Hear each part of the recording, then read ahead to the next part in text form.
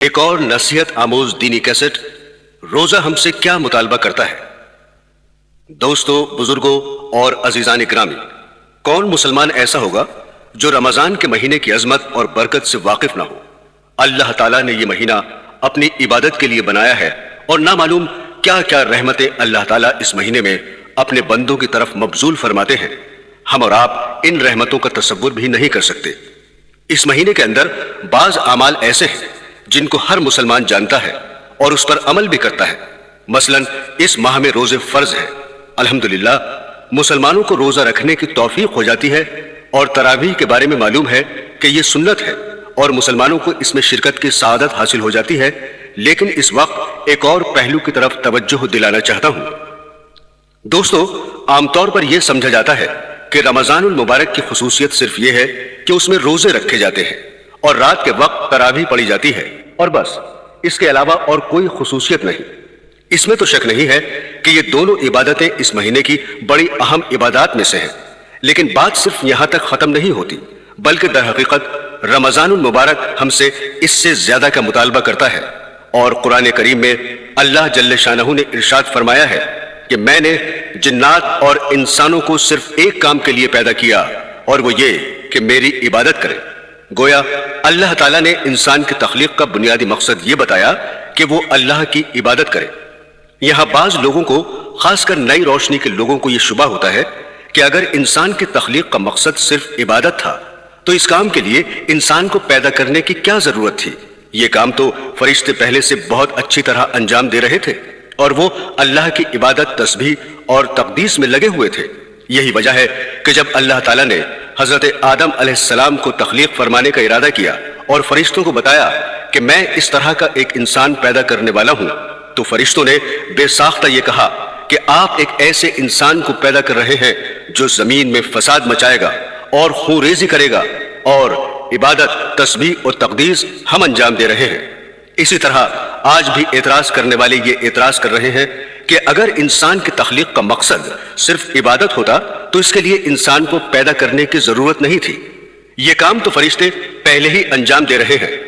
بے شک اللہ تعالیٰ کے فرشتے اللہ تعالیٰ کی عبادت کر رہے تھے، لیکن ان کی عبادت بالکل مختلف نوعیت کی تھی، اور انسان کے سپرد جو عبادت کی گئی وہ بالکل مختلف نوعیت کی تھی، اس لیے کہ فرشتے جو عبادت کر رہے تھے ان کے مزاج میں اس کے خلاف کرنے کا امکان ہی نہیں تھا۔ وہ اگر چاہے کہ عبادت نہ کریں تو ان کے اندر عبادت چھوڑنے کی صلاحیت نہیں۔ اللہ تعالیٰ نے ان کے اندر سے گناہ کرنے کا امکان ہی ختم فرما دیا، اور نہ انہیں بھوک لگتی ہے، نہ ان کو پیاس لگتی ہے، اور نہ ان کے اندر شہوانی تقاضا پیدا ہوتا ہے، حتیٰ کہ ان کے دل میں گناہ کا وسوسہ بھی نہیں گزرتا۔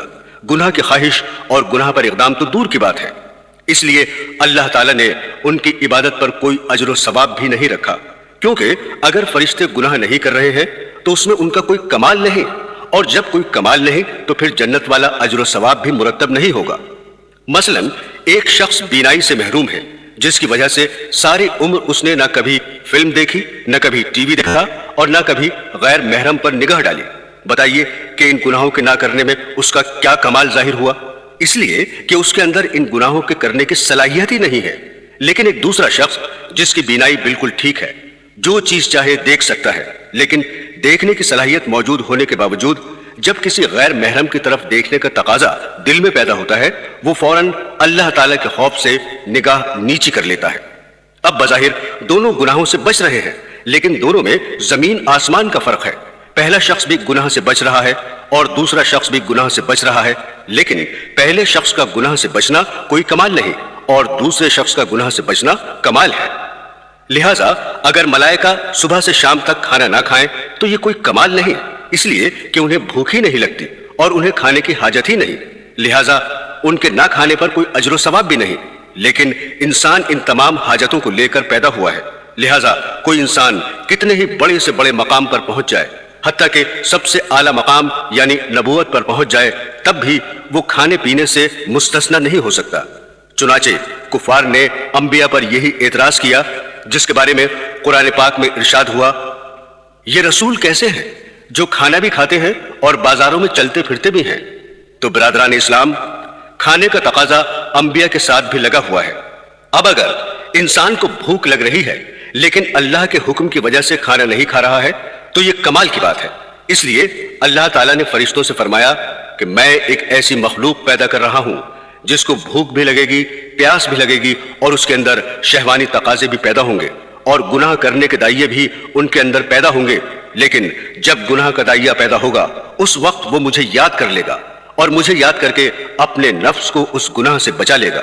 اس کی یہ عبادت اور گناہ سے بچنا ہمارے یہاں قدر و قیمت رکھتا ہے، اور جس کا اجر و ثواب اور بدلہ دینے کے لیے ہم نے جنت تیار کر رکھی ہے، اس لیے کہ اس کے دل میں دائیہ اور تقاضا ہو رہا ہے، اور خواہشات پیدا ہو رہی ہیں، اور گناہ کے محرکات سامنے آ رہے ہیں، لیکن یہ انسان ہمارے خوف اور ہماری عظمت کے تصور سے اپنی آنکھ کو گناہ سے بچا لیتا ہے، اپنے کان کو گناہ سے بچا لیتا ہے، اپنی زبان کو گناہ سے بچا لیتا ہے، اور گناہوں کی طرف اٹھتے ہوئے قدموں کو روک لیتا ہے تاکہ میرا اللہ مجھ سے ناراض نہ ہو جائے۔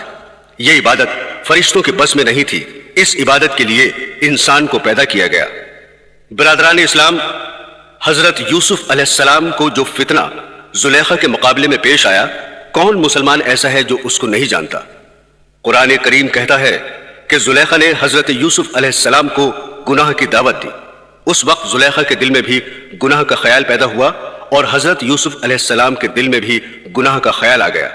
عام لوگ تو اس سے حضرت یوسف علیہ السلام پر اعتراض اور ان کی تنقیص بیان کرتے ہیں، حالانکہ قرآن کریم یہ بتلانا چاہتا ہے کہ گناہ کا خیال آ جانے کے باوجود اللہ تعالیٰ کے خوف اور ان کی عظمت کے استحضار سے اس گناہ کے خیال پر عمل نہیں کیا، اور اللہ تعالیٰ کے حکم کے آگے سر تسلیم خم کر لیا۔ لیکن اگر گناہ کا خیال بھی دل میں نہ آتا اور گناہ کرنے کی صلاحیت ہی نہ ہوتی اور گناہ کا تقاضا ہی پیدا نہ ہوتا تو پھر 1000 مرتبہ زلیخا گناہ کی دعوت دے، پھر تو کمال کی کوئی بات نہیں تھی۔ کمال تو یہی تھا کہ گناہ کی دعوت دی جا رہی ہے، ماحول بھی موجود ہے، حالات بھی سازگار ہے، اور دل میں خیال بھی آ رہا ہے، لیکن ان سب چیزوں کے باوجود اللہ کے حکم کے آگے سر تسلیم خم کر کے فرمایا کہ معاذ اللہ، میں اللہ کی پناہ چاہتا ہوں۔ یہ عبادت ہے جس کے لیے اللہ تعالیٰ نے انسان کو پیدا فرمایا۔ جب انسان کا مقصد تخلیق عبادت ہے تو اس کا تقاضا یہ تھا کہ جب انسان دنیا میں آئے تو صبح سے لے کر شام تک عبادت کے علاوہ کوئی اور کام نہ کرے۔